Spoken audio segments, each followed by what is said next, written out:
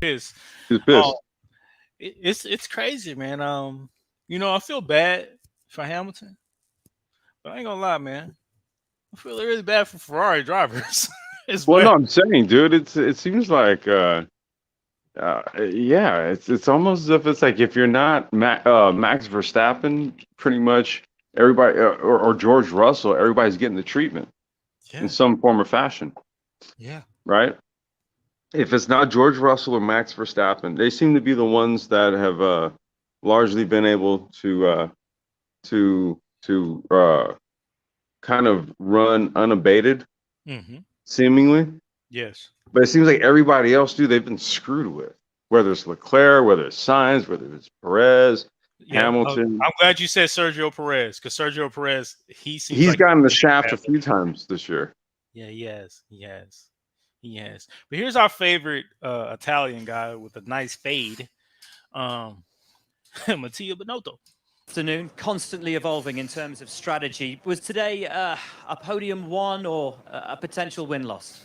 No, I don't think it's about strategy again. All right. Let's listen to what he's saying. Okay, because remember I was joking with you about this earlier. Okay, listen to what he just says. A podium won or a potential win loss? No, I don't think it's about strategy again. Once again, here after Hungary and Spa, we are not fast enough in the race. So I think it's, and when you do not have a fast.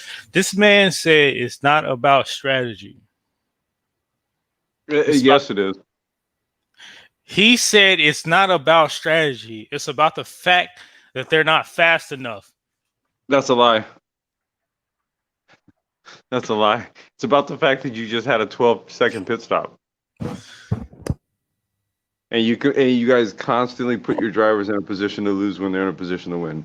It's no, because they want to make it a technical issue because the knock on them is the fact that they don't know how to run a race. He's trying to save his ass. Yeah, that's what I mean. Like he's trying to say, oh well, there's just technical. No, it's not, dude. You guys don't. You can't run a race.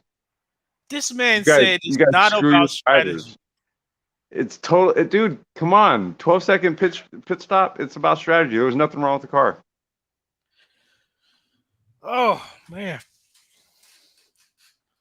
Fast car or fast car enough, it's difficult as well. Try to win races or Run that try back, to run have that good back, run results. that back. Evolving in terms of strategy. Was today a podium won or a potential win loss?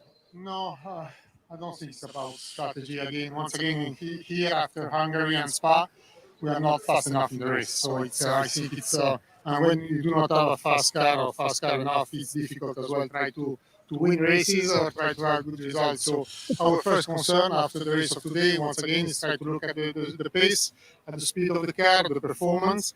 Why now it seems 3 races that we do not have the, let me say, we are not exploiting what should be the potential of that car. So, and that's the main concern that on the strategy today. Certainly we Fair made use. mess with the first pit stop of Carlos, too late call, mechanics were not ready, and which cost him quite a lot of positions. And then I think in terms of, we had quite an unlucky situation maybe with Charles that we had a safety car when he just pitted, which didn't make his race easier. But overall, my main concern of today is the pace of the car. The pace of the Okay. car wasn't there for sure. Wait a minute. So you mean to tell me a Ferrari finished P2 and the car didn't have pace? Is that what I just heard?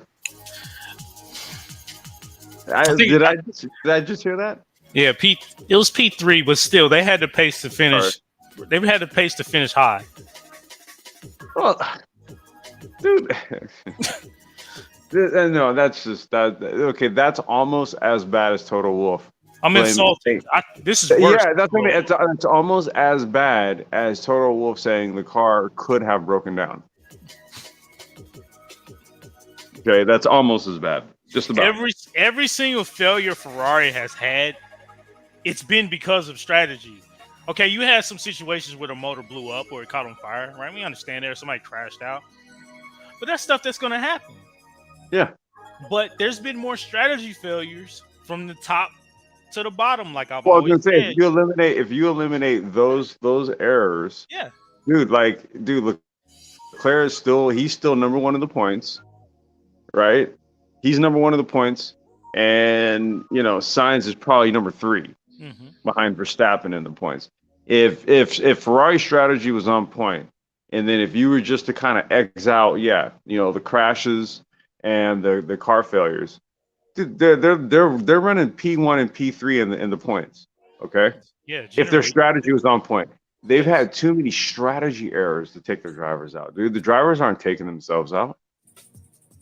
Okay, Sainz was not to blame for a 12-second pit stop.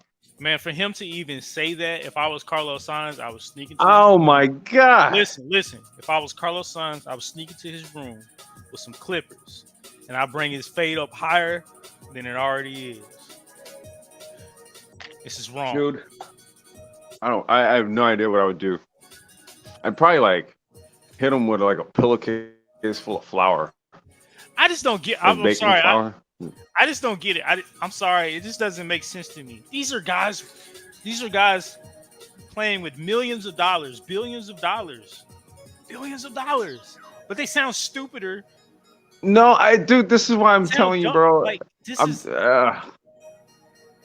Dude, I don't ever recall a time when team bosses sounded this aloof. Correct word. I do not remember. I can't. I just don't recall a time, dude, when it was like this, man. I remember when what's his name? The guy Williams. What was his name? Sir Williams. Yeah. Frank Williams. That guy had a stone face. Okay, guys like him, Eddie Jordan, right? Eddie Jordan would never allow this. Dude, he was a mad scientist type of guy, and dude, none of the team bosses literally sat up here and said this stupid shit to insult our intelligence, dude. It was just, this is a new era of Formula One. It's crazy. So I'm not crazy, right? Okay, so you're not. How stupid this stuff sounds that they're saying. Yes, yeah, I hear it too. We're gonna continue to fall for this. Man, this guy's an idiot. I'm gonna play this one. Oh, but clearly not for Carlos either. There was a big disparity between the two drivers today. But I think that Carlos may have been damaged at the start in contact with Lewis. Something we need to review and analyze. So maybe that's not the right answer, but it's certainly something on which we need to look at. Looking at the championship, Charles back up into P2, tied with Sergio Perez. Now, George Russell, only 13 points behind. How much pressure do you think you'll be feeling from Mercedes for the remainder of this season? Certainly, Mercedes is very fast at the moment, and that's our main at the moment. Back, only, I think, 30 points gap between us and them. So it's something on which we are looking. We knew today they were there. They were just behind. They would have been fast in the race itself. And once again, I think we have not been fast enough to try to beat them. So, oh my God, there you go again. We got Monza, important for us. Finally back there after COVID with all our tifosi in the grandstands.